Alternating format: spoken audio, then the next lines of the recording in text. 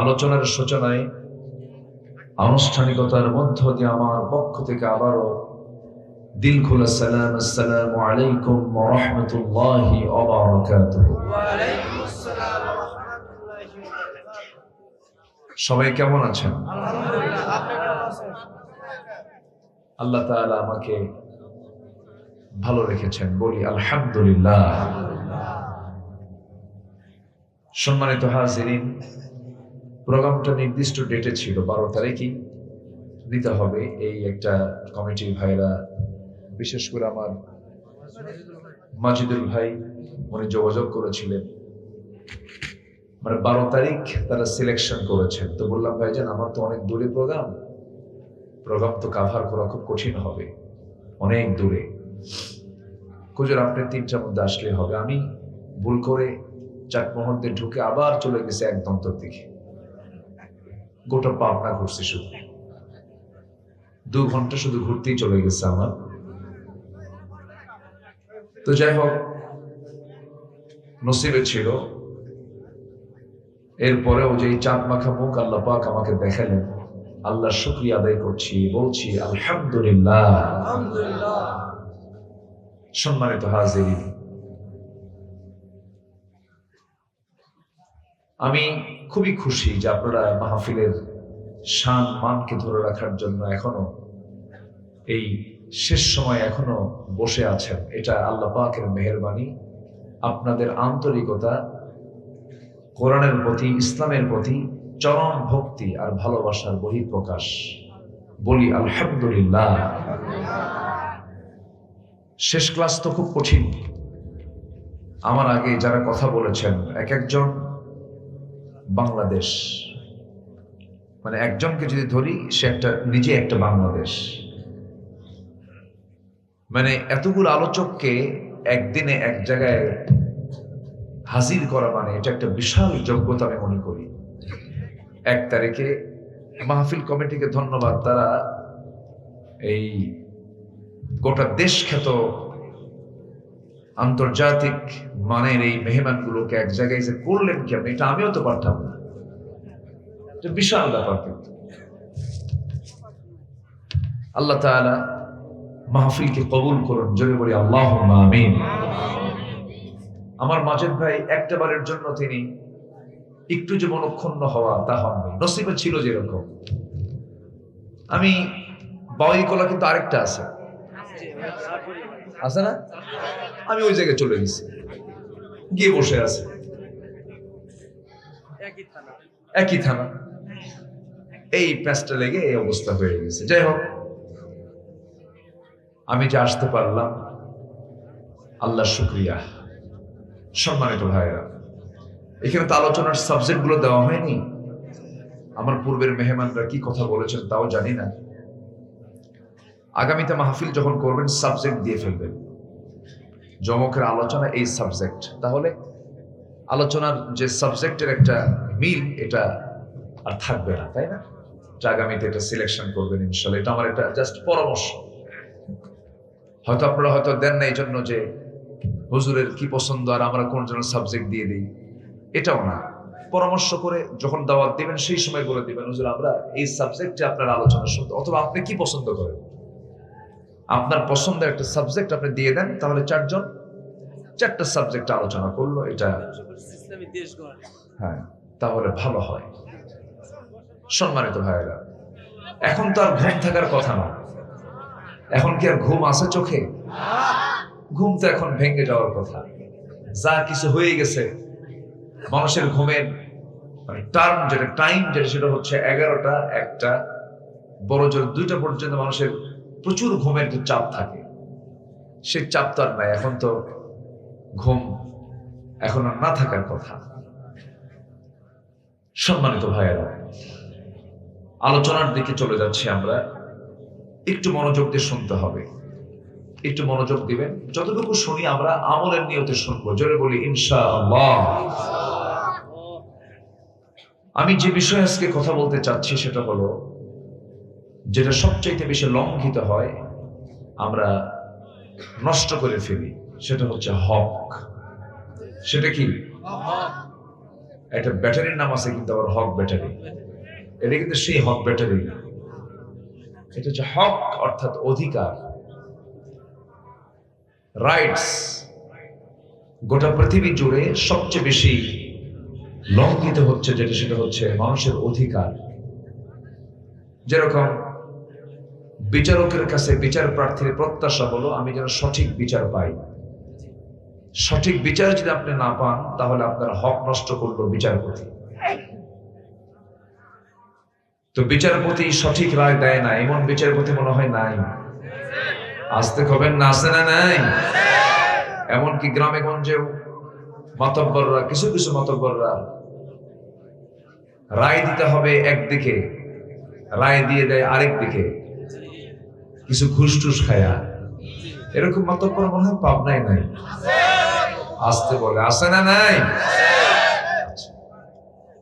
তাহলে হক নষ্ট করে ফেলল। এই জাতীয়, এটাকে বলা হয় হক। যার যে প্রাপ্য তাকে সেটা বুঝিয়ে দেওয়া। এটা যদি কেউ নষ্ট করে ফেলে তাহলে আল্লাহ তাআলা তাকে মাফ করতে পারবেন না। যার হক নষ্ট করেছেন তার কাছ থেকে মাফ না পাওয়া পর্যন্ত আল্লাহ ওই বান্দাকে মাফ করবেন না। তাহলে এটা কি ছোটখাটো কোনো অপরাধ বলেন তো? অনেক বড় অপরাধ। আসুন আমরা সোজা সে আয়াতের দিকে চলে যাচ্ছে। সূরা নিসার 36 নম্বর আয়াত। আল্লাহ রাব্বুল আলামিন হক সম্বলিত কিছু কথা বলেছেন। আমার এই সাবজেক্ট নিয়ে কি কথা বলেছে কি?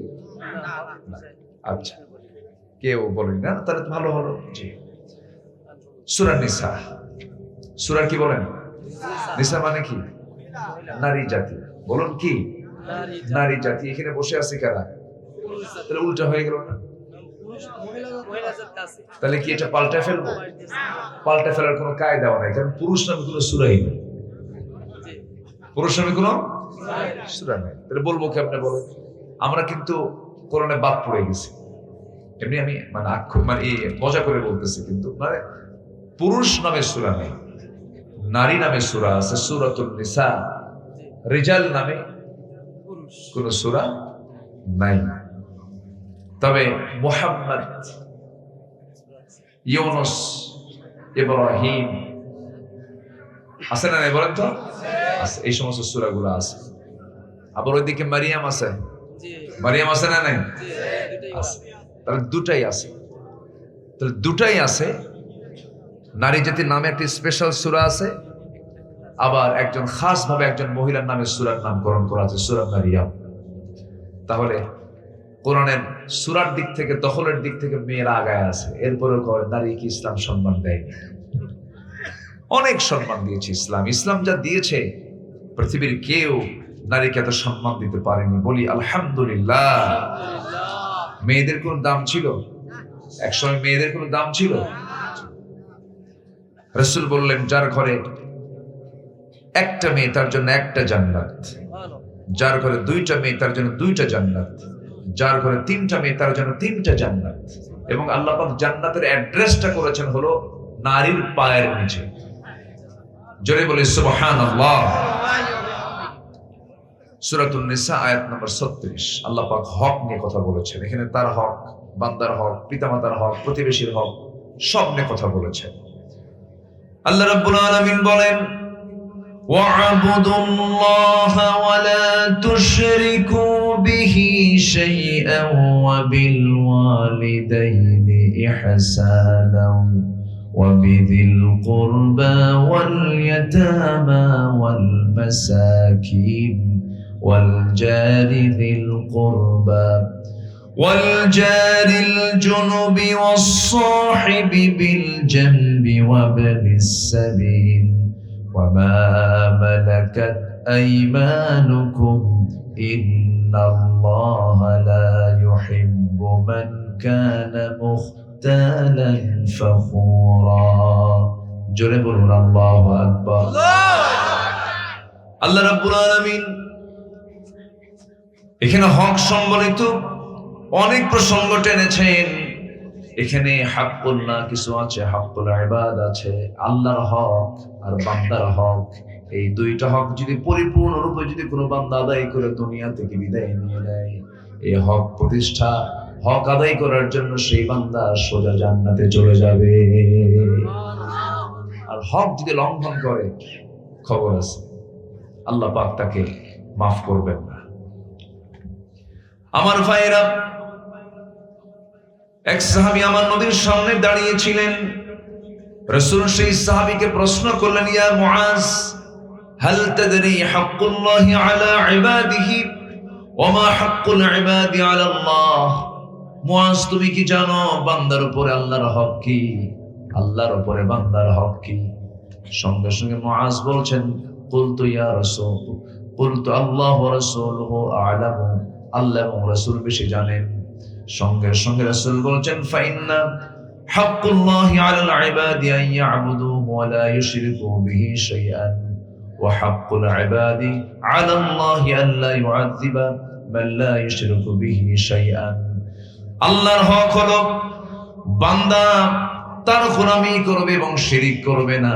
আর আল্লাহর দায়িত্ব হলো বান্দার উপরে, বান্দার হক হলো ওই বান্দাকে আল্লাহ পাক সোজা জান্নাত দিয়ে দিবেন, জাহান্নাম দিবেন না। জোরে কোন সুবহানাল্লাহ। এই হাদিসের একটা নির্যাস বোঝা গেল, আল্লাহ পাক যে বান্দার মধ্যে ইবাদত পরিপূর্ণ থাকবে এবং শিরিক থাকবে না, আল্লাহর দায়িত্ব হচ্ছে তাকে জান্নাত দিয়ে দেওয়া। তাহলে আল্লাহ পাক আমাকে আপনাকে জান্নাত দিতে প্রস্তুত আছেন, কিন্তু আমরা এই জান্নাত দিতে প্রস্তুত নাই। আমাদের প্রস্তুতি খুব দুর্বল, খুবই দুর্বল। একটু বললেই টের পাওয়া যাবে। আমরা প্রতিনিয়ত হক নষ্ট করছি। যেরকম ধরেন দুজন দু চেয়ারে বসে আছে, যে কোনো একটা চেয়ারকে আপনার সমর্থন করতে হবে।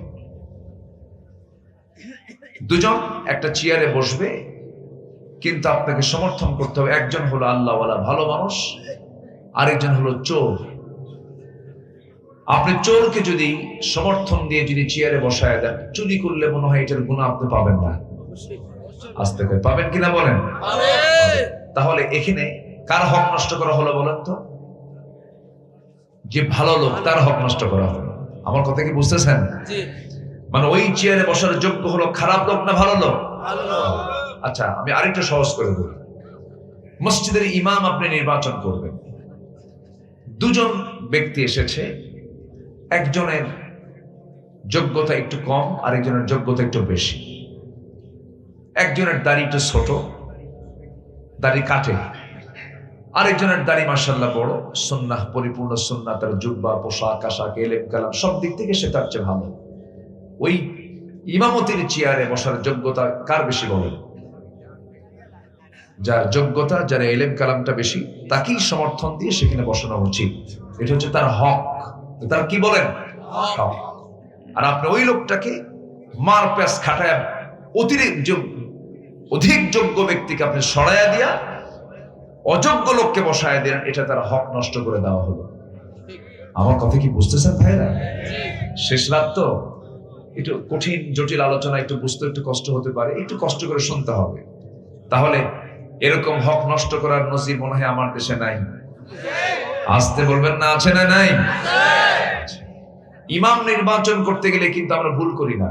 ইমামের মাথা থেকে পা পর্যন্ত অনবীক্ষণ যন্ত্র দিয়ে দেখি দাড়ি ঠিক আছে কিনা, মাথার টুপি ঠিক আছে কিনা, জুব্বা ঠিক আছে কিনা, হুজুরের নজর ঠিক আছে কিনা, চার দোকানে যা সিনেমা দেখে কিনা, সব দেখি। যদি কোনো ইমাম সাহেব বিড়ি খায়, নামাজ পড়বেন? কামি না হয় গাঁজা খাই, হুজুর কেন বিড়ি খায়? ঠিক আছে না? সব আমরা চেক আপ করে ইমামকে নির্বাচন করি, এটা হলো তার হক। ভালো জায়গায় ভালো ব্যক্তিকে বসায় দিলাম। কিন্তু আপনি যদি সমাজের ইমাম নির্বাচন করতে নিয়ে, ভালো লোকও ছিল, খারাপ লোকও ছিল, খারাপ লোককে আপনি সমর্থন দিয়ে চেয়ারে বসায় দিলেন, ভালো লোকের হকটা আপনি নষ্ট করবেন। ও যত গুনাহ করবে, সমস্ত গুনাহগুলোর একটা আমলনামা, একটা অংশ আপনি পেয়ে যাবেন। এটা আপনার আমলনামায় চলে আসবে। এজন্য যার যে হক, যে জায়গায় যেটা সেখানে সেখানে প্রতিষ্ঠা করতে হবে। আল্লাহ রাব্বুল আলামিন বলেন, ইন্নাল্লাহা ইয়া'মুরুকুম আন তু'আদ্দুল আমানাতি ইলা আহলিহা وَإِذَا حَكَمْتُمْ بَيْنَ النَّاسِ أَن تَحْكُمُوا بِالْعَدْلِ إِنَّ اللَّهَ نِعِمَّا يَعِظُكُمْ بِهِ জোরে বলুন আল্লাহু আকবার। আল্লাহ রাব্বুল আলামিন তোমাদেরকে অর্ডার করেছেন তোমরা আমানতটাকে ঠিক রাখো, আমানতদারিতা তোমরা ঠিক রাখো, আমানতদারিতার ক্ষেত্রে তোমরা কম বেশি করো না। আবার মুমিনদের যত গুণের কথা আল্লাহ রাব্বুল আলামিন বলেছেন সেখানে আমানতের কথা বলেছেন, ওয়াল্লাযীনা হুম লিআমানাতিহিম ওয়া আহদিহিম রাউন। ওই সমস্ত বান্দাগুলো ইমানদার মুমিন যে সমস্ত বান্দারা ওয়াদা ঠিক রাখে, আমানতদারিতা ঠিক রাখে, জোরে বলি সুবহানাল্লাহ। সম্মানিত ভাইয়েরা, আমার নবীর যখন ইন্তেকাল হয়, ইন্তেকালের পরে প্রথম খলিফা কে হয়েছেন বলেন তো? বলেন প্রথম খলিফা কে? রাসূল কি সেটা ইঙ্গিত দিয়ে যান নাই? ইঙ্গিত দিয়েছেন। কেমন করে? রাসূল ইন্তেকাল করবেন সেই সময় মুমূর্ষু অবস্থায় জামাতে নামাজ তিনি কয়েক ওয়াক্ত পড়তে পারেননি। ওই কয়েক ওয়াক্ত জামাতে নামাজ পড়াবেন কে? রাসূল বলে দিলেন আমার আবু বকর যেন আমার মুসল্লায় দাঁড়িয়ে আমার দায়িত্ব পালন করে। সেই সময় যত সাহাবী ছিলেন সব সাহাবীর মধ্যে সবচাইতে আমার নবীর পরে প্রথম খলিফার পদে অধিষ্ঠিত হওয়ার যোগ্যতা কে ছিলেন? কে ছিলেন? আবু বকর। এটা তার হক, এটা তাকে সেই জায়গায় বসায় দিতে হবে। যার যা হক তা সেখানে প্রতিষ্ঠা করতে হবে। কিন্তু আজকে সবচাইতে বেশি লঙ্ঘিত হচ্ছে হলো হক। যার যে প্রাপ্য সেই জিনিসটা সেখানে সে পাচ্ছে না। সম্মানিত ভাইয়েরা, সম্মানিত বন্ধুগণ, আমরা কি বোনের হক মেরে খাবো ভাই? না। বলেন বোনের হক মেরে খাবো? না। আচ্ছা প্রতিবেশীকে কষ্ট দেব? না। প্রতিবেশীর হক আছে না নাই? রাসূল বললেন আমার উম্মতের যদি কষ্ট না হতো আমি উম্মতকে, আমি প্রতিবেশীকে সম্পত্তির ওয়ারিস বানায় দিতাম। কি কথাকে বুঝলেন আপনারা? প্রতিবেশীকে সম্পত্তির কি বানায় দিতাম? ওয়ারিস বানায় দিতাম। তাহলে এখান থেকে দেখেন হাদিসটার দিকে একটু তাকান। আর আমরা করি কি? আপনার বাড়িটা রাস্তার ধারে, আপনার প্রতিবেশী আছে তার বাড়িটা আপনার বাড়ির পিছনে, মানে রাস্তা নেই, এরকম কন্ডিশন আছে না? রাস্তা নেই, কি করে সে? আপনার বাড়ির পাশে দিয়ে চিকন একটা রাস্তা আপনার জায়গা দিয়ে হয়ে আছে, হেঁটে হেঁটে যায়, চলতেছে চলতেছে, খুব ভালোই চলতেছিল, হঠাৎ করে কি যেন গন্ডগোল হলো, একদম খোঁটা মারছে। খোঁটা মারে? খোঁটা মারছে কিনা? কি বেশি লাফালাফি করিস? এই যে মেরে দিলাম, রাস্তা বন্ধ, আছে কিনা? রাসূল বললেন যে প্রতিবেশীকে সম্পত্তির ওয়ারিস বানায় দিতাম, আর সেখানে কি মারলো? খোঁটা মারলো। আপনি যে খোঁটাটা মারলেন, প্রতিবেশীর গুরুত্বটা কত বেশি, প্রতিবেশীকে আল্লাহ রাব্বুল আলামিন কত দাম দিয়েছেন। ওয়াআতি যাল কুরবা হাক্কাহু ওয়াল মিসকিন, আবার এখানে বলছেন ওয়াবিদিল কুরবা ওয়াল ইয়াতামা ওয়াল মাসাকিন। জোরে বলুন আল্লাহু আকবার। আপনি যে খোঁটা মারলেন, ওই খোঁটা গাললেন, জমিনটা কার? আস্তে তোমরা, জমিনটা কার? মাহফিল আল্লাহর, বাড়িটা আমার। বাড়িতে তো আমার হয়ে যায়, মাহফিলে আসাই ঠিকই কই যে হ্যাঁ জমিন আল্লাহ। জমিন তো মূলত আল্লাহর।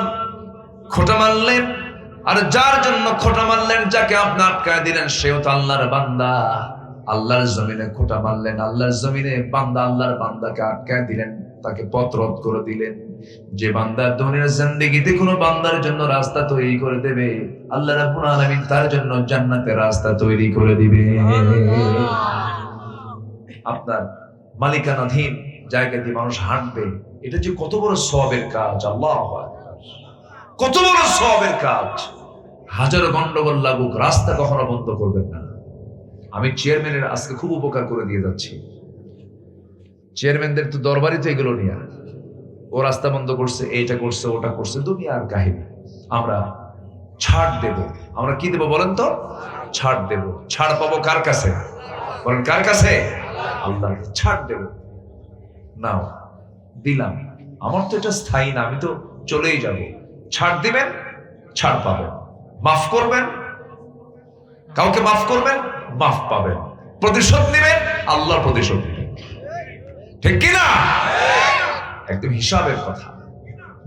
আল্লাহ রাব্বুল আলামিন বলেন, الذين ينفقون في السراء والضراء والكاظمين الغيظ والعافين عن الناس والله يحب المحسنين। জোরে বলুন আল্লাহু আকবার। যারা ক্রোধকে সংবরণ করবে, মানুষকে মাফ করে দেবে, আল্লাহ রাব্বুল আলামিন ওই সমস্ত বান্দাদেরকে দারুণ দারুণ ভালোবাসেন। জোরে কোন সুবহানাল্লাহ। রেগে গেলাম তো হেরে গেলাম, খেপে গেলাম তো হেরে গেলাম। যত রাখবেন, রাগ কোনো যোগ্যতা নয়, ধৈর্য হলো যোগ্যতা। জঙ্গল আপনা আপনি হয়, কিন্তু বাগান কিন্তু আপনা আপনি হয় না। বাগানের জন্য পরিশ্রম করতে হয়, কিন্তু জঙ্গলের জন্য পরিশ্রম করা লাগে না। 3 মাস যাবেন না, আপনার বাগান জঙ্গল হয়ে গেছে। ঠিক কিনা বলেন? এই জন্য ধৈর্য ধরবো আমরা, জোরে বলি ইনশাআল্লাহ। তাহলে হক সম্বলিত আলোচনা। আমার বন্ধুগণ, হাক্কুল্লাহ, আল্লাহর হক, হাক্কুল ইবাদ, বান্দার হক। দুটো হক আমরা ঠিক রাখবো। হাক্কুল্লাহ, আল্লাহর হক যদি আমরা আদায় করতে চাই, কোরআনের আলোকে 10টা কাজ আমরা করব। কয়টা কাজ করব বলেন? 10টা কাজ। সকল প্রকার শিরকের কাজগুলোকে আমরা বাদ দিয়ে দেব। শিরকের কাজ আমরা করব না। মাজারে গিয়া উল্টা সেজদা মারে, আছে না? আছে নাকি পাপ নাই এগুলো? হ্যাঁ, মান্নত করে, মান্নত গরু দেয় মাজারে, গরু দেয়, ছাগল দেয়, আছে না? এবং বলে, বাবা তোমার কাছে আসলাম, তুমি আমার কপালটা দেখো। বাবার কাছে গিয়ে চায়। এটা কম পাপ না? আমি এরকম খুব কম দেখি, তবে আছে, আশেপাশে আছে। সিরাজগঞ্জে কিছু আছে। ওসমান হাদিকে রক্তাক্ত করা হয়েছে। ওসমান হাদি জুলাই বিপ্লবের এক অন্যতম কর্ণধার, প্রচন্ড ইসলামপন্থী এবং স্বাধীনতাকামী একজন যুবক। এই যুবকটাকে গতকাল জুমার পর গুলি করা হয়েছে মাথায়। সম্মানিত ভাইয়েরা, একটা মানুষের বেঁচে থাকার অধিকার আছে না নাই বলেন তো? এই অধিকার সে নষ্ট করেছে যে তাকে গুলি করেছে। তার জন্য ঠিকানা হলো জাহান্নাম। তার ঠিকানা কি বলেন? জাহান্নাম। এই যে ছেলেটা যদি মারা যায়, যদি সে মারা যায়, তাহলে সে তার বইয়ের হক নষ্ট করলো, ছেলে মেয়ের হক নষ্ট করলো। এই যে হকগুলো নষ্ট করে ফেললো, ওই লোকটা কোনোদিন জান্নাত পাবে না। আপনি একজন মানুষকে হত্যা করলেন মানে আল্লাহ তাআলা দোষটা দিচ্ছেন কেমন দেখেন। ফাকাতালান নাসা জামিআ। যে ব্যক্তি একটা মানুষকে হত্যা করলো, সে যেন গোটা দুনিয়ার সকল মানুষকে হত্যা করলো। কত বড় অপরাধ! একটা জীবনের দাম কত, একটা জীবনের মূল্য কত! আল্লাহ রাব্বুল আলামিন একটা জীবনকে এত মূল্য দিয়েছেন যে একটা জীবন যদি কেউ শেষ করে ফেলে, সে যেন গোটা পৃথিবীর সব মানুষকে শেষ করে ফেললো। কত বড় একটা বিষয় এটা, একটা হক নষ্ট করে ফেলা। আমরা হক নষ্টের চিন্তায় মাথায় নিয়ে আসবো না। আবার ধরেন আপনি আমার সঙ্গে কথা বলছেন, আমি আপনাকে গালি দিয়ে কথা বলছি, এটাও হক নষ্ট। এটা কি নষ্ট? আপনি একজনকে কষ্ট দিয়ে কথা বলছেন, হক নষ্ট করে ফেললেন। একটু পরের দিকে আসি। আল্লাহর হক আদায়ের জন্য 10টা কাজ আমাদের জন্য সবাই মুখস্থ করে রাখবেন, কাজে লাগবে। এই ওয়াজটা অত্যন্ত গুরুত্বপূর্ণ, জীবন ধর্মী, জীবনের সঙ্গে ওতপ্রোতভাবে জড়িত। একটু কাজে লাগবে আপনার। জান্নাত যেতে হকের বিষয়টা অত্যন্ত সতর্কতা নিয়ে চলতে হবে। 1 নাম্বার হলো সকল প্রকার শিরিক থেকে নিজেকে অনেক দূরে রাখতে হবে, সম্পর্ক ছেদ করতে হবে। শনিবারে বাঁশ কাটা যাবে না, সকালবেলা বাকি দেওয়া যাবে না, মঙ্গলবারে বিয়ে হওয়া যাবে না, বর্ষার দিন বৃষ্টির দিন বিয়ে করা যাবে না, বর্ষার দিন বৃষ্টির দিন বিয়ে করলে পরে সারা জীবন তার চোখের পানি ফুরাবে না। কি হাদিস দেখেন! এগুলো আছে না বলেন তো? আছে না? আছে না? কপালের পাশে টিপ লাগানো, এগুলো টিপ তো আমারও লাগাইছে তো। কপালের পাশে টিপ দেয় না? ওই যে কি দেয়, তাছাড়া কি লাগে? ওটা না দিলে কি হয়? চোখ লাগে। দাদিকে বলবেন, দাদি পাইছো কোথায়? আমি শুনছি আমার মা থেকে। তার মাকে বলবেন আমি শুনছি আমার মা থেকে। তাহলে হাদিস হলো এটা কি হাদিস না মায়ের হাদিস আর দাদির হাদিস? বদনজর থেকে বাঁচার জন্য চোখের কপালের কোনায় যে টিপ লাগানো হয়, এটা কোনো বদনজর থেকে বাঁচার জন্য কোনো সিস্টেম নয়, এটা কুসংস্কার।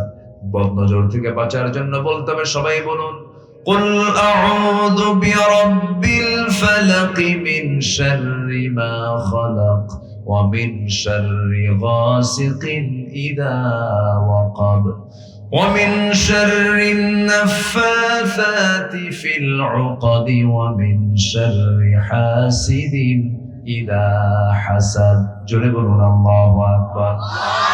আমার বন্ধুগণ, শিরকের বহু ব্যাখ্যা আছে। এক কথায় আল্লাহর সাথে লেগে যায়, আল্লাহর সঙ্গে টক্কর লেগে যায় এমন কোনো কাজ করা যাবে না। যেমন আল্লাহ বিধান দিয়েছেন কোরআন, এটা দিয়ে রাষ্ট্র চালাবা। একটা প্রশ্ন আপনাকে করবো, এই যে কোরআন, এই কোরআনের উপরে যদি কেউ রবি ঠাকুর, বঙ্কিমচন্দ্র, শরৎচন্দ্র অথবা আমাদের কবি নজরুল অথবা গোলাম মুস্তফার কোনো বই যদি কোরআনের উপরে কেউ রাখতে দিবেন নাকি? কি করবেন? সরায়া দিয়ে নিচে রাখবেন না, ওটাও বই, সম্মান করে। কিন্তু কোরআনের উপরে কোনো বই আমি রাখতে দেব? এটা এলোমেলো হয়ে যাওয়া, অসম্মান হয়ে যায়। সাধারণ কাগজের কোরআনে যদি উপরে যদি কোনো বই যদি কেউ রাখে, এটা যেমন আমার আপনার জন্য সম্মানজনক, এটা আমার জন্য আপনার জন্য বেমানান, এটা ঠিক নয়। কোরআন তার নিচে সব বই থাকবে, কিন্তু কোরআনের উপরে কোনো বই থাকতে পারে না। এটা আমার আপনার চিন্তায় ঠিক আছে। কোরআনের উপরে যেমন অন্য কোনো বইকে আমি যেমন অ্যালাউ করব না। আজকে স্বাধীনতার 54 বছর চলছে। আজকে বাংলাদেশে, আমার দেশে যে আইন দিয়ে সমাজ রাষ্ট্র পরিচালিত হচ্ছে, কোরআনের আইন না মানুষের আইন? বলেন, কোরআন আইন না মানুষের আইন? মানুষের আইন। এখন বলুন তো, এই কোরআন আইনটা নিচে পড়ে আছে না মানুষের আইনটা নিচে পড়ে আছে? কোরআন কি নিচে না উপরে আছে? নিচে রেখেছে, আর মানুষের আইনটা উপরে রেখেছি। এটা কি সম্মান না অপমান? সম্মান না অপমান? এটা কি ঠিক হলো না হক নষ্ট হলো? এটাও তো নষ্ট। এটা করা যাবে না। আমরা কোরআনকে আমরা নিচে রেখে মানুষের আইনকে উপরে রাখতে চাই না। কালিমাতুল্লাহি হিয়াল উলিয়া, আল্লাহর কালিমা সবার উপরেই থাকবে, আল্লাহর কালাম সবার উপরেই থাকবে। সব তো দেখলাম আমরা, দেখাদেখি আর করতে চাই না। 28 লক্ষ কোটি টাকা সর্বশেষ সরকার, 16 বছরের সরকার, অনির্বাচিত অবৈধ ফ্যাসিস্ট সরকার 28 লক্ষ কোটি টাকা দেশ থেকে পাচার করে নিয়ে চলে গেছে। আর চোরদেরকে দেখতে চাই না। আগামীর বাংলাদেশকে আমরা দেখতে চাই নামাজের বাংলাদেশ, ইসলামের বাংলাদেশ, কোরআনের বাংলাদেশ, আল্লাহ কবুল করুন। জোরে বলি আমিন। আমরা যখন কথা বলি, এই জাতীয় কথা বললি বলে হুজুর তো ভালো না। কেন? হুজুর রাজনীতির কথা বলে কেন? মানে আমাদের রাজনীতি করার কোনো অধিকারই নেই, ও চোররা শুধু রাজনীতি করবে। ঠিক আছে না? এরকম একটা ধারণা। মানে ওদের ধারণা কি জানেন? হুজুররা ওয়াজ করবে, হুজুররা নামাজ পড়াবে, হুজুররা দান সদকার একটু দোয়া টোয়া করে দেবে, আমরা মদের দোকান দেবো, হুজুরের দোয়া করে দেবে।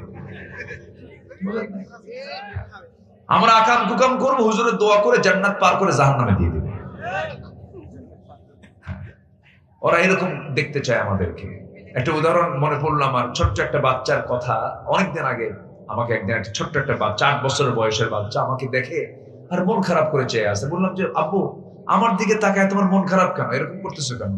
বলতেছে, হুজুর আমি ভাবছিলাম হুজুররা ভালো মানুষ। হুজুররা ভালো মানুষ না কেন? হুজুররা বিয়ে করে আবার বাচ্চাও হয়। কি কথা কি বুঝতেছেন? তাহলে এখন মানে হুজুরদের কেমন থাকতে হবে? মালি হাদার রাসূল ইয়ামশি ফিল আসওয়াক ওয়া ইয়াকুলু তুআম। এটা কেমন রাসূল যে বাজারেও যায় ভাতও খায়? রাসূল কি নিয়ে আসে না? কোরআনে আসে না এরকম? যেটা কেমন রাসূল? রাসূল বাজারে যাবে কেন, আবার খাবার খাবে কেন? এটা আবার কেমন রাসূল?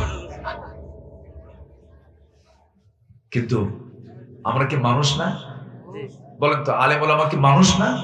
তাহলে বলেন তো, ক্ষমতার চেয়ারে অথবা দায়িত্বের চেয়ারে বেনামাজি বসা ভালো না নামাজে বসা ভালো? মূর্খ বসা ভালো না জ্ঞানী বসা ভালো? অযোগ্য ভালো বসা ভালো না যোগ্য বসা ভালো? আমার রাসূল কি রাষ্ট্র চালান নাই? রাষ্ট্র চালান নাই? সুলাইমান চালিয়েছেন গোটা পৃথিবী। আল্লাহর নবী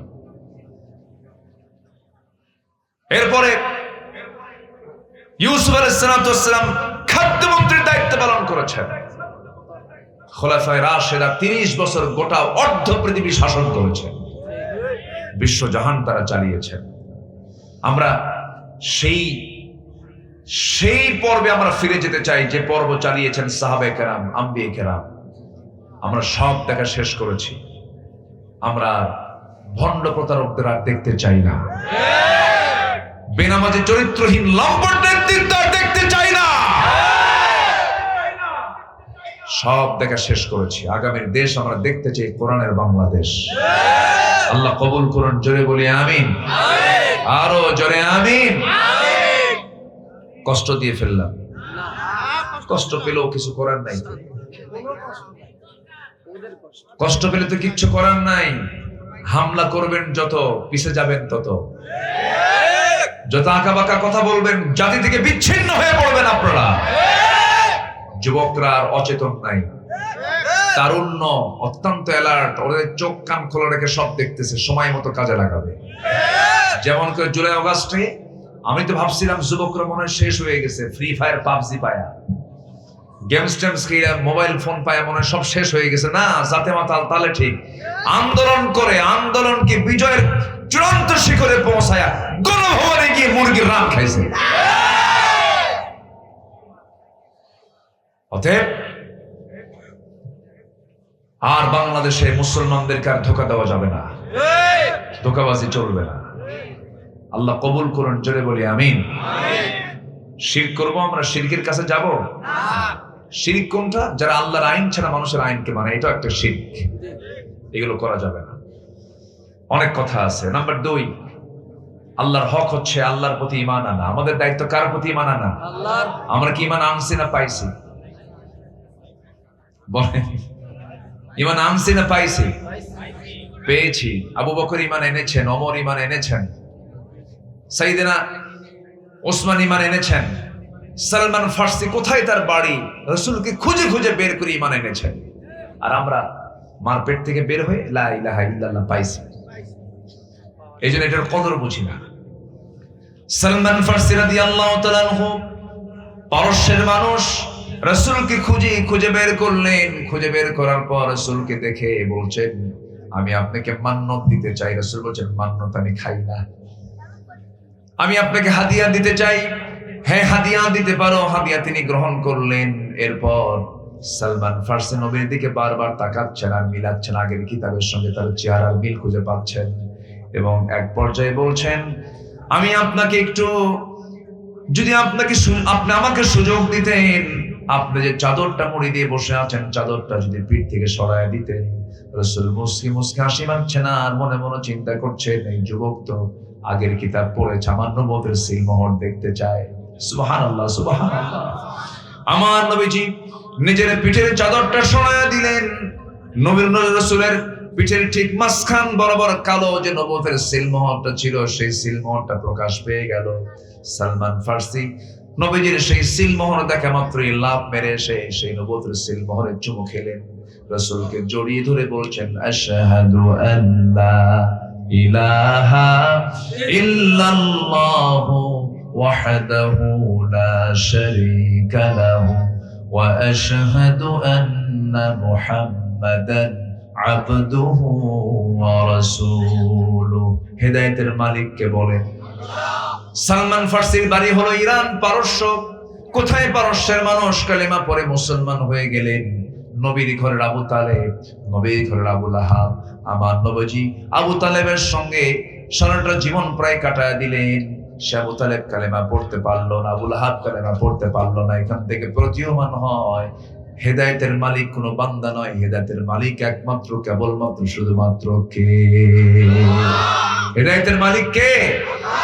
হেদায়েত চাইতে হবে কার কাছে? আল্লাহর কাছে চাইতে হবে। আমার বন্ধুগণ, ঈমান তো আমরা পাইছি, কিন্তু ঈমান আমাদের ভালো করে আনতে হবে। ঈমানকে কখনোই বিক্রি করে দেওয়া যাবে না, ঈমানকে কখনো নষ্ট করে দেওয়া যাবে না। সবকিছুর ক্যান্সার হয়। আমাদের দেহের ক্যান্সার আছে না নাই বলেন? আছে। ঈমানেরও কিন্তু ক্যান্সার আছে। ঈমানের কি আছে? ক্যান্সার আছে। সেই ক্যান্সার আক্রান্ত ঈমান তৈরি করা যাবে না। ঈমানের অনেক রোগ আছে, সেই রোগ থেকে আমাকে ঈমানকে বাঁচাতে হবে।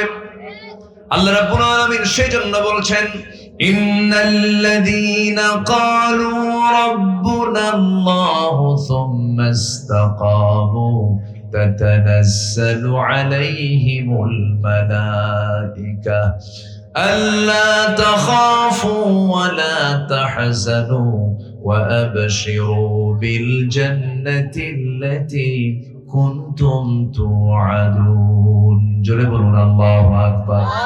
যারা বলবে আমার রব আল্লাহ এবং এই কথার উপরে যারা টিকে থাকবে, আল্লাহ বলছেন ওই সমস্ত বান্দার জন্য আমি আল্লাহ জান্নাতের ওয়াদা করেছি। আমার ভাইরা, ঈমানটা আনা যায়, ঈমান টিকে রাখা কঠিন।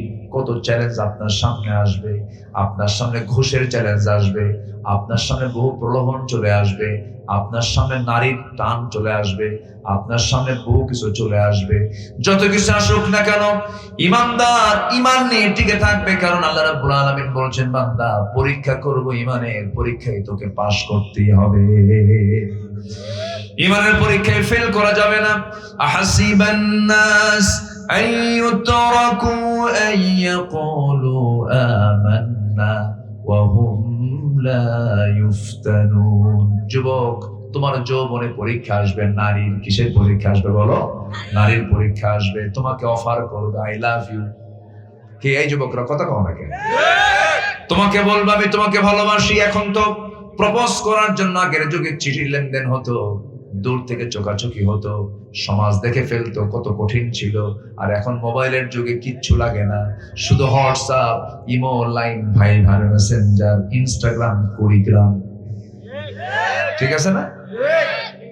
হঠাৎ করে ইনবক্সে ঢুকে গেলাম, কারণ ইনবক্সে কোনো পরনের ইনবক্সে ঢুকে যাওয়া মানে জেনার পরিবেশ তৈরি হয়ে যাওয়া। ইনবক্সে নক করবা না, কাম কুকাম করবা না, এগুলো করা যাবে না। আমার রাসূল বিয়ে করেছেন 25-এ। কততে বলেন? বাপ ছিল, বাপ ছিল, মা ছিল, কেউ তো নাই। এরপরও তিনি বিয়ে করেছেন কত বছরে? 25। এটা হচ্ছে স্ট্যান্ডার্ড এজ, এটা মাথায় রাখবা। এটা পার করবা তো বেকায়দা হয়ে যাবে। খেয়াল রাখবা এগুলো। আল্লাহ কবুল করুন, জোরে বলি আল্লাহুম্মা আমিন। আর নিকাহ নিসফুল ঈমান, বিয়ে হচ্ছে ঈমানের অর্ধেক। আল্লাহু আকবার বলো। এক সাহাবী কালো, নবীর কাছে গিয়ে বলছেন হুজুর আমার মনটা ভালো নাই। কেন? আমি কালো, আমাকে কেউ পছন্দ করে না, কোন মেয়ের বাবা আমার সঙ্গে বিয়ে দিতে চায় না। রাসূল বললেন কি বলো তুমি, আমি তোমার বিয়ের ঘটক হয়ে গেলাম। কেউ তো আলহামদুলিল্লাহ বললেন না। রাসূল কত মিশুক ছিলেন, বললেন তুমি বিয়ে করবে? হ্যাঁ, আমি একটা পছন্দ করে রাখছি। কোথায়? অমুকের মেয়ে, যাও। হুজুর আমি একা গিয়ে বলতে পারবো না, আপনি একটা চিঠি দলিল করে দেন।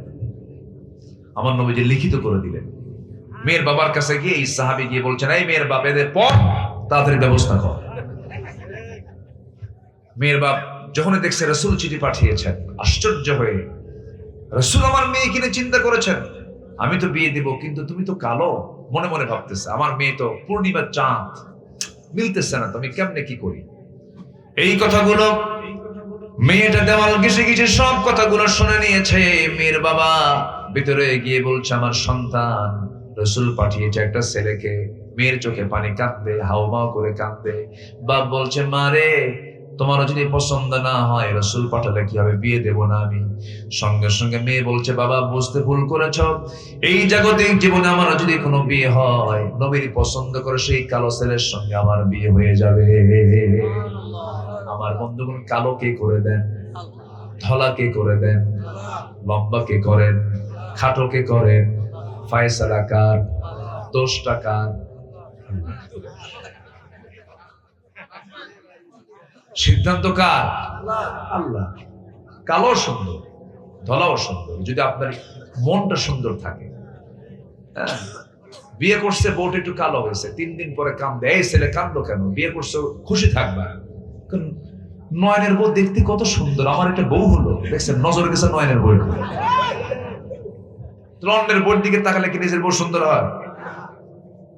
এজন্য মনটা সুন্দর করবো, সব সুন্দর হয়ে যাবে। সৌন্দর্য কয় বছরে থাকে? 40 বছর পরে সৌন্দর্য লাগে? আর মানুষের মনটা সুন্দর হওয়া দরকার। আবার কিছু কিছু মহিলা আছে, স্বামী যদি একটু কালো হয়, সে যদি একটু সুন্দরী হয়, মাঝে মাঝে গন্ডগোল লাগলে খোঁটা মারে, তোমার কি একটু চেহারা? আয়নার দিকে তাকায় দেখো তো, তোমার সঙ্গে আমার বিয়ে হয়েছে, এটা তো 14 গোষ্ঠীর কপাল, কি খোঁটাটা মারে। এরকম আছে না নাই? আমার বন্ধুগণ, এগুলো করা যাবে না।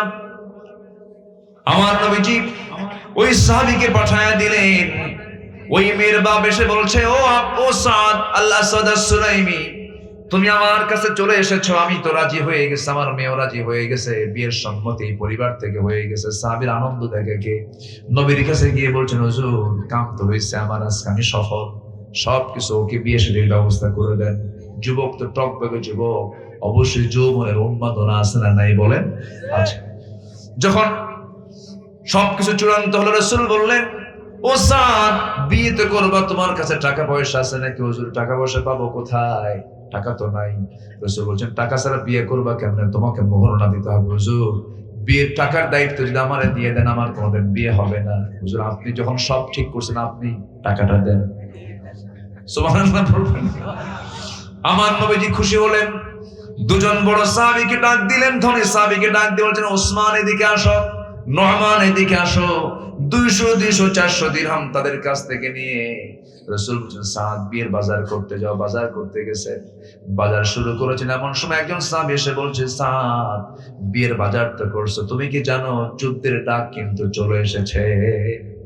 বিয়ের বাজার বন্ধ হলো, যুদ্ধের বাজার শুরু হয়ে গেল। ঘোড়া কিনলেন, তরবারি কিনলেন, যুদ্ধে ঝাঁপিয়ে পড়লেন। যুদ্ধ করতে করতে সাদ দুনিয়া থেকে বিদায় নিলেন। নবীর কানে সংবাদ চলে গেল, হুজুর সাদ তো দুনিয়াতে নেই। কোন সাদ? যে সাদের বিয়ের কথা গতকালকে ছিল। রাসূল শোকাহত হয়ে পড়লেন, রাসূল কেঁদে ফেললেন, বললেন, আমাকে নিয়ে যাও তার লাশের কাছে। লাশের কাছে গেলেন, লাশের সামনে গিয়ে দাঁড়ালেন। আমার নবীজি তার দিকে একবার তাকান, হাসেন, আবার তাকান, কাঁদেন। নবীর এমন আচরণ দেখে সাহাবীরা বলছেন, হুজুর আপনি এমন করছেন কেন? রাসূল বলছেন, কান্নার কারণ হলো সব আমি ঠিক করলাম, কিন্তু সাদ বিয়ে করতে পারলো না, এই জন্য কান্দি আর হাসতেছি। আমার সাদ দুনিয়া থেকে বিদায় হওয়ার সঙ্গে সঙ্গে সাদের হাত টেনে টেনে জান্নাতের হুররা তাকে বেহেশতের দিকে নিয়ে যেতেছে। আমার নবীজি বললেন, সাদের জানাজার আয়োজন করো। জানাজা সম্পূর্ণ করলেন রাসূল। এরপরে বলছেন, আমার সাদ যে যুদ্ধে অংশগ্রহণ করেছিল, যে ঘোড়ার তরবারি কিনেছিল, সেই ঘোড়ার তরবারি নিয়ে আসো। নিয়ে আসা হলো। মদিনার সবচেয়ে সুন্দরী মেয়ে যার সঙ্গে বিয়ের কথা ছিল, তাকেও ডেকে আনা হলো। রাসূল বলছেন, ও হুরে মদিনা, মদিনার সবচেয়ে সুন্দরী নারী, আজকে যদি আমার সাদ বেঁচে থাকতো, তোমার সঙ্গে তার বিয়ে হয়ে যেত। কিন্তু সাদ তো বিয়ের বাজার না করতে পেরে সে যুদ্ধের বাজার করেছে, জিহাদের বাজার করেছে, শহীদ হয়ে গেছে। অতএব সেই শহীদ হওয়া ওই সাদ যে দুনিয়া থেকে বিদায় হওয়ার সময় যে ঘোড়া রেখে গেছে, যে তরবারি রেখে গেছে, তার স্মৃতিস্বরূপ আমি তার পক্ষ থেকে একটা এই ঘোড়াটা আর এই তরবারিটা আমি তোমাকে হাদিয়া স্বরূপ দিয়ে দিলাম। মহিলার হাতে দিলেন, মহিলা চলে গেল, মহিলা বাড়ির দিকে চলে গেল। আমার ওয়াজও শেষ হয়ে গেল। তাহলে ঈমান এনেছি আমরা, ঈমান টিকে রাখবো না ইনশাআল্লাহ? ঈমান টিকে রাখবো। বউ হচ্ছে ঈমানের পাহারাদার। বউকে সাথে নিয়ে চলবেন, বউকে সাথে নিয়ে চলবেন, দেখবেন আপনি ফাসুল ফুসুল করতে পারবেন না। রিকশায় চড়েছেন, অন্য মহিলার দিকে চেয়ে থাকবেন 30 সেকেন্ড, আর বউ যদি দেখে, খবর আছে। সন্ধ্যার সময় যখন সারাদিন কিছু কবে না, তো আতাইগুলা বাজারে ঘুরছেন, সমস্যা নেই, যা দেখছেন, বউ দেখছে, এটা মার্ক করে রাখছে। সন্ধ্যার পরে যখন ডাকবেন, সাথী সুইটি শম্পা এদিকে আসো, তো তোমার সাথী সুইটি শম্পা ছায়া থাকা আরেকদিকে। কি বুঝতেছেন? তাহলে বউ নিয়ে ঘুরতে রাজি আছেন তো? অন্যের বউ না, কিন্তু নিজের বউ, এটা যেন মনে থাকে। যারা অন্যের বউকে নিয়ে পরকিয়া করে, আকাম কুকাম করে বেড়ায়, ওদের নেতৃত্বে বাংলার জমিনে হতে দেব না। আমরা চরিত্র দেখবো। এবার কি দেখবো? চরিত্র দেখব। আমার দেশ হবে নামাজের দেশ, আমার দেশ হবে যাকাতের দেশ। সুদের কোনো গন্ধ আমরা দেখতে চাই না। রাজি আছেন কারা কারা? হাত উঁচু করে দেখান মুসলমান।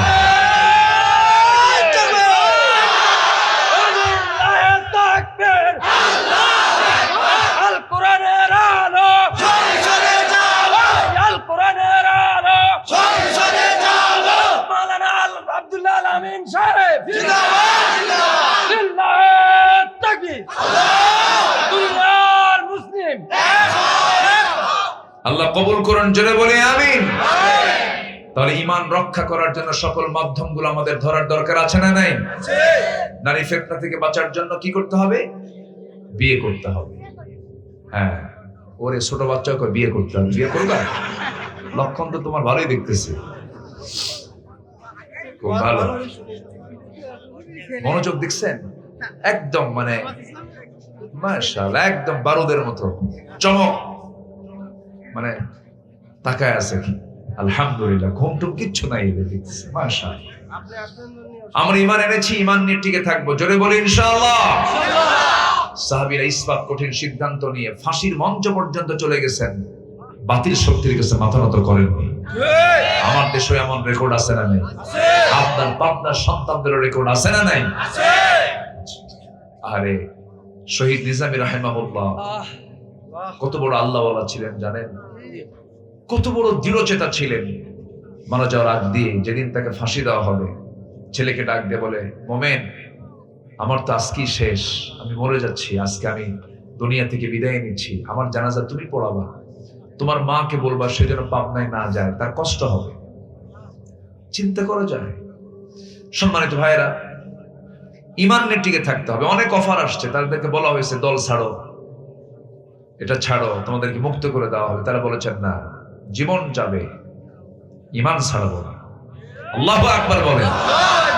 আল্লামা সাঈদী 2009 সালে হজে গেছেন, তার লাস্ট হজ 2009 সাল, আর আমার ফার্স্ট হজ 2009 সাল। আমি প্রথম গেছি 2009 সালে। তো হুজুর সেই সময় সিচুয়েশন খুব ভয়াবহ, ট্রাইব্যুনাল গঠন হয়েছে, মামলা শুরু হয়ে যাচ্ছে। এমন সময় তাকে বলা হলো, আমরা সবাই মিলে বললাম, হুজুর আপনি দেশেই থাকেন, আরবের থেকে আর যাওয়ার দরকার নেই, আপনি সৌদি গভর্নমেন্ট আপনাকে রয়্যাল গেস্ট করে নিয়ে এসেছে, আপনি এখানে থেকে যান, আপনি এখানে নাগরিকত্ব পেয়ে যাবেন। উনি মুস্কি হাসি মেরে বললেন, সাঈদী পালায়া থাকার মানুষ না। উনি তার দেখা দেন নাই, দেখায় দিচ্ছেন। উনি বললেন, আমার দেশের জনগণ অসহায় হয়ে থাকবে, মাসরুম থাকবে, আর আমি বিদেশে এসির ভিতরে আরামে আরামে সময় কাটাবো, এমন চরিত্র সাঈদী রাখে না। দেশে ফিরে এসেছেন, জেলে ঢুকেছেন, শেষ দিন পর্যন্ত হাসি খুশি ছিলেন, এবং শেষ বিকালটাও তিনি জাতিকে হাসি দিয়ে, জাতিকে কাঁদিয়ে দুনিয়া থেকে বিদায় নিয়েছেন। কারো কাছে মাথা নত করেন। এটা হচ্ছে ঈমান। এটা কি বলেন? আমার বন্ধুগণ, একজন সাহাবীর কথা মনে হয়ে গেল, সময় খুব অল্প, আজান দিয়ে ফেলবে। আবেগ দিয়ে তো সবকিছু হয় না, সময় মতো আমরা শেষ করার চেষ্টা করব। এই ছোট্ট একটা ইতিহাস মনে পড়লো আমার, একটু কান লাগাবেন, খুব মনোযোগ দিবেন। ঈমানটার যত্ন কি জিনিস। আমার নবীজি কালিমার দাওয়াতের প্রচারণা শুরু করেছেন। মদিনা এবং মক্কার ঠিক মাঝখান বরাবর একজন যুবকের কানে আমার নবীজির দাওয়াতটা যখন তার কানে পৌঁছে গেছে, পৌঁছে যাওয়ার সঙ্গে সঙ্গে কালিমা পড়ে তিনি মুসলমান হয়ে গেছেন। ওই যুবকটার নাম হলো আব্দুল্লাহ। কি নাম বলেন? আব্দুল্লাহ। কালিমা পড়েছেন, কালিমা পড়ার সঙ্গে সঙ্গে নিউজটা চলে গেছে পরিবারের মাঝে, তার চাচার কানে চলে গেছে। বাপ তো বেঁচে নাই, এতিম অবস্থায় তিনি ছোট থেকে তার চাচার কাছে মানুষ হয়েছেন। আপন চাচা বলল, ভাতিজা শুনলাম তুমি নাকি কালিমা পড়েছো। শুনবেন কেন চাচা? দেখেন, আশহাদু আল্লা ইলাহা ইল্লাল্লাহ, বুকে কোনো ভয় নাই, আমি আপনাকে দাওয়াত দিচ্ছি, আপনিও কালিমা পড়েন। সঙ্গে সঙ্গে চাচা খেপে গিয়ে বলছে, ভাতিজা এমন তামাশা করছো কেন?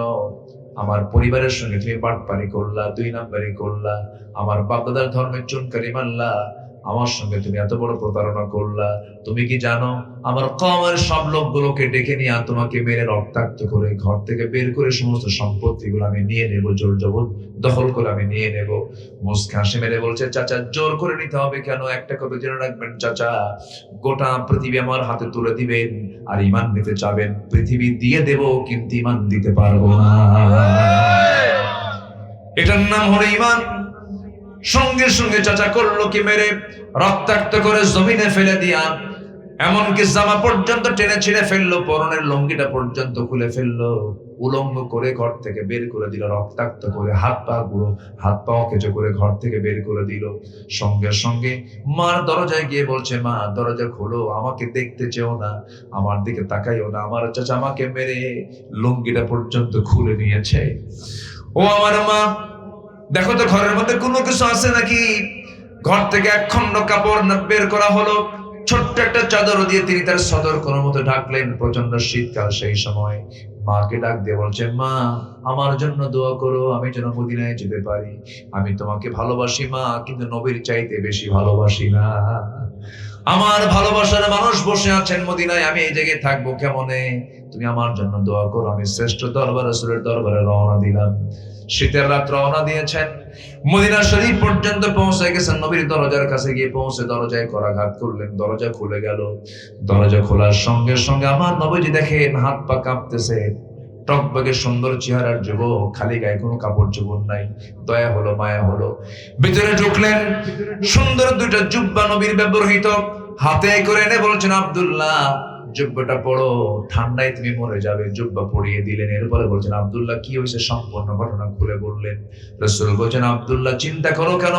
তোমার চাচা তোমাকে বস্ত্রহীন করে উলঙ্গ করে ঘর থেকে বের করে দিয়েছে, আর বিশ্বনবী তার ঘর থেকে তার শ্রেষ্ঠ জুব্বা তাকে উপহার দিয়েছে। কি তোমার ভয়, কি তোমার হতাশা? কোনো হতাশা নাই, তুমি কি চাও বলো। এবার তিনি বলছেন, হুজুর দুনিয়ার কিচ্ছু চাই না, আমি শহীদ হতে চাই। কি হতে চাই? আমি শহীদ হতে চাই। আমার নবীজি হাত উঁচু করে বলছেন, আয় আল্লাহ তাআলা, আমার আব্দুল্লাহর জানমাল তুমি কাফের বেঈমানদের জন্য হারাম করে দাও। সাহাবীর মনটা খারাপ হয়ে গেল। হুজুর, হুজুর আপনি আমার জন্য উল্টা দোয়া করলেন কেন? কাফের বেঈমানদের জন্য জানমাল যদি হারাম হয়ে যায়, আমাকে মারবে না, আমাকে মারতে পারবে না, আমি শহীদ হব কেমনে? রাসূল বলছেন, আব্দুল্লাহ চিন্তা করো কেন? শাহাদাতের তামান্না যদি হৃদয়ে লালন হয়ে থাকে, ইম্মা তাআলা ফিরাশিহি, মওতটা যদি বিছানাও হয়ে থাকে, আল্লাহ রাব্বুল আলামিন তোমাকে শহীদের দরজা দিয়ে দিবে। সাহাবী সন্তুষ্ট হলেন। রাসূল বলছেন, যাও কোরআন পড়ো। আসহাবে সুফায় চলে যাও, কোরআন পড়ো। জোরে জোরে কোরআন পড়েন। আব্দুল্লাহ জোরে জোরে কোরআন পড়ার কারণে সাহাবীদের ডিস্টার্ব হয়। সাহাবীরা এসে বলছেন, হুজুর নতুন সাহাবীর আগমন হয়েছে, নাম তার আব্দুল্লাহ, জোরে জোরে কোরআন পড়ে ডিস্টার্ব হয়। রাসূল বলছেন, ও আমার সাহাবীরা, দয়া করে আব্দুল্লাহর বিরুদ্ধে রিপোর্ট করো না।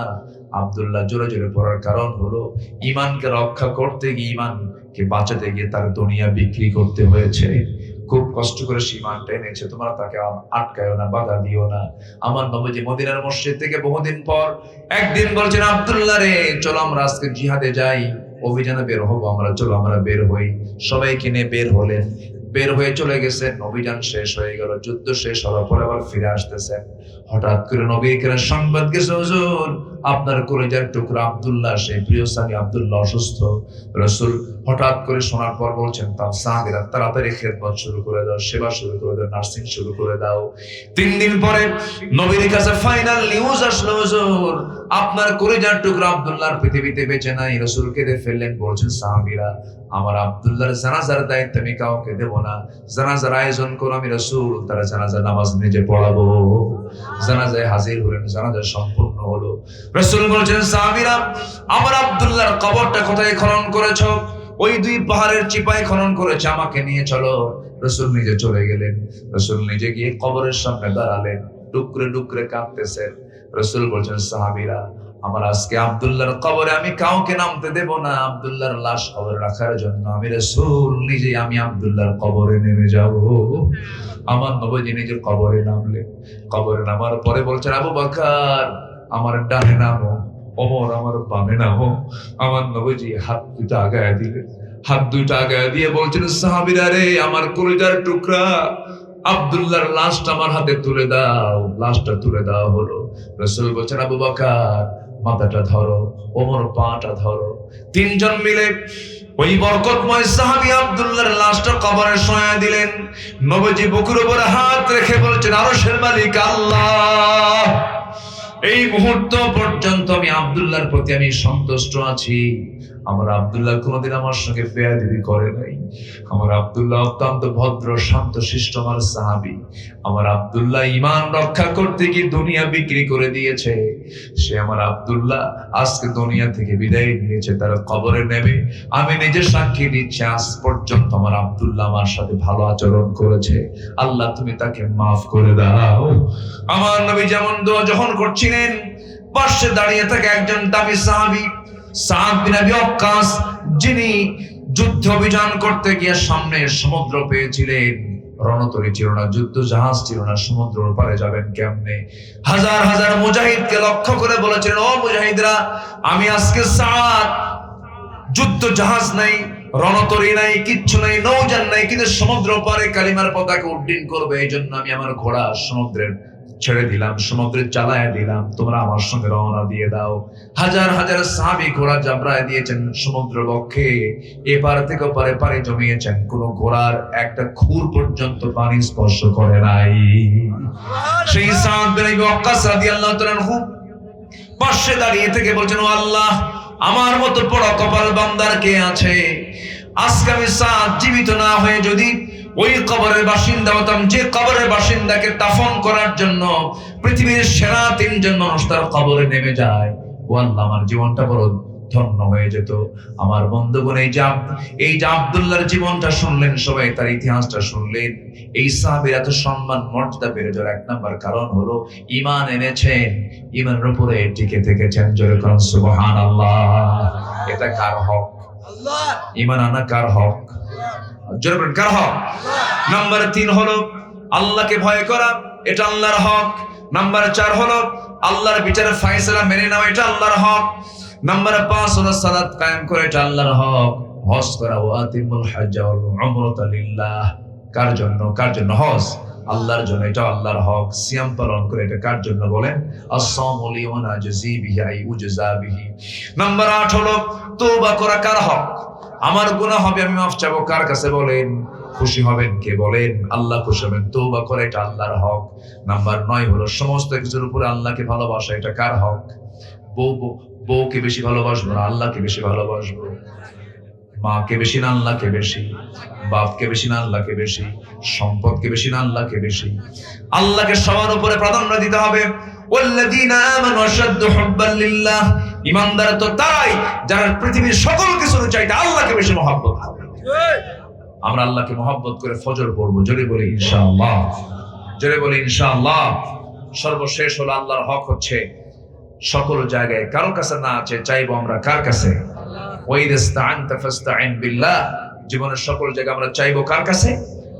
আল্লাহর কাছে আমরা চাইবো। আমরা চাইতে আমাদের দেরি হলে আমাদের আল্লাহর দিতে দেরি হবে না, জোরে বলি সুবহানাল্লাহ। আল্লাহ রাব্বুল আলামিন বলেন, وقال ربكم ادعوني استجب لكم ان الذين يستكبرون عن عبادتي سيدخلون جهنم داخرين। জোরে বলুন আল্লাহু আকবার। আমি চাইলাম পাইলাম না, আল্লাহ পরে দিবেন, পরেও পাইলাম না, দুনিয়াতে দিবেন না, জান্নাতে দিয়ে দিবেন। হতাশার কোনো কারণ নাই। আল্লাহ কবুল করুন, জোরে বলি আমিন।